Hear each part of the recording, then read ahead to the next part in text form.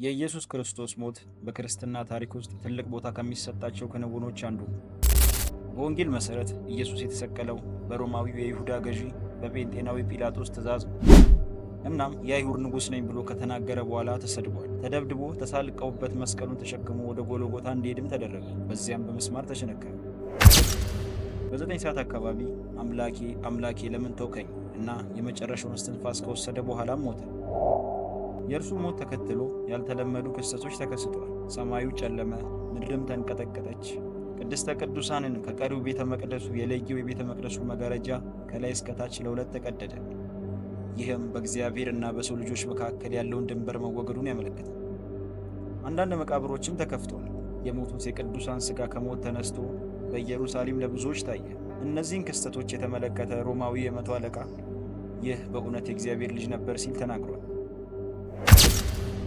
በዛሬ ቪዲዮ የምናየው ኢየሱስ ክርስቶስ ከሞተ በኋላ በምድር ላይ ያልተለመዱና ያልታዩ 5 ክስተቶችን ነው። ይህ ምስራቅ ቲዩብ ነው።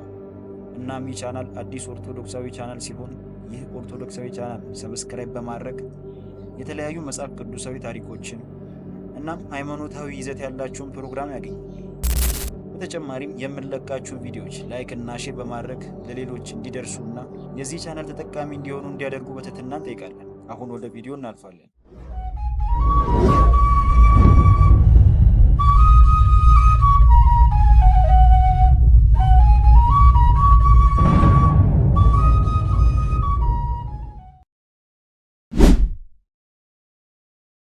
ኢየሱስ የመጨረሻውን እስትንፋስ ከተነፈሰ በኋላ በኢየሩሳሌም በሚገኘው ቤተ መቅደስ ውስጥ አንድ አስደናቂ ክስተት ተፈጸመ።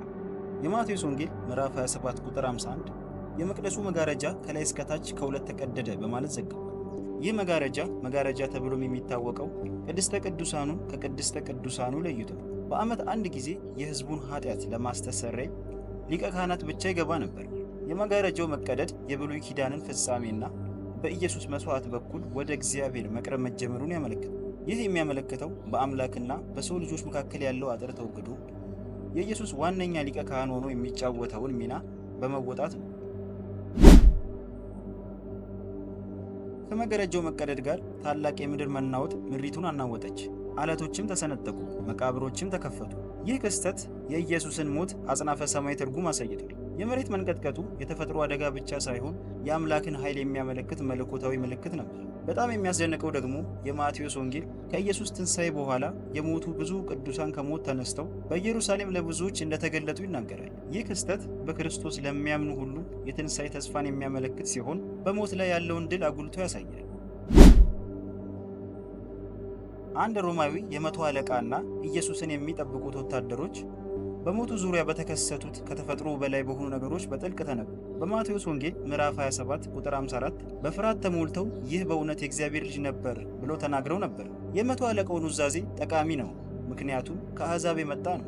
ይህም ከአይሁድ እምነት ውጭ ያሉትን እንኳን የኢየሱስን መለኮታዊ ማንነት እንደሚገነዘቡ ያሳያል። ያ ወቅት የኢየሱስን የማዳን ተልዕኮ ለሰዎች ሁሉ አጽንዖት በመስጠት ከእስራኤል አልፎ ወንጌልን ለተቀረው ዓለም ለማስፋፋቱ ጥላ ነበር። ኢየሱስ ከሞተ በኋላ የአርማትያሱ ዮሴፍ የሚባል አንድ ሀብታም ደቀ መዝሙር የኢየሱስን አስክሬን በአግባቡ እንዲቀብር ጲላጦስን በድፍረት ጠየቀው። በማቴዎስ ወንጌል ምዕራፍ 27 ከቁጥር 57 እስከ 60 ዮሴፍ ከኒቆዲሞስ ጋር የኢየሱስን አስክሬን በቅመማ ቅመም አዘጋጅተው በንጹህ የተልባ እግር ጨርቅ ጠቅልለው ከዓለት በተቀረጸ አዲስ መቃብር ውስጥ ከማስቀመጡ በፊት በትንቢተ ኢሳይያስ ምዕራፍ 53 ቁጥር 9 ይህ ድርጊት መሲሁ ከባለጠጎቹ ጋር በሞቱ ይቀበራል የሚለውን የኢሳይያስን ትንቢት ፍጻሜውን እንዲያገኝ አድርጓል።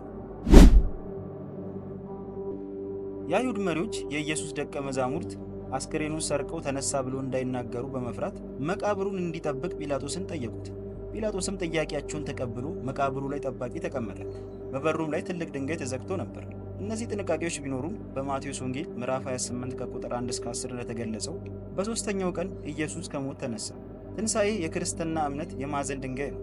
ኢየሱስ በኃጢአትና በሞት ላይ ያለውን ድል የሚያረጋግጥና የእግዚአብሔር ልጅ መሆኑን የሚያረጋግጥ ነው። ባዶ መቃብርና ለብዙ ደቀ መዛሙርት መገለጡ ለክርስቲያኖች የተነሳውን ጌታ ማወጅ መሠረቱ ነው።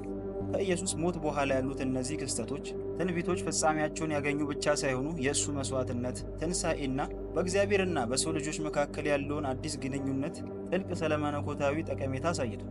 ውድ የቻናሌ ቤተሰቦች ለዛሬ ያዘጋጀሁላችሁ ቪዲዮ ይህን ይመስላል። ቀጣይ በሌላ ቪዲዮ እስከምንገናኝ ቸር ያቆየን። እንደተለመደው ይህን ቻናል ሰብስክራይብ ያላደረጋችሁ እንድታደርጉ እንዲሁም ቪዲዮን ላይክ እና ለሌሎችም ሼር እንድታደርጉ በትህትና ጠይቃለሁ።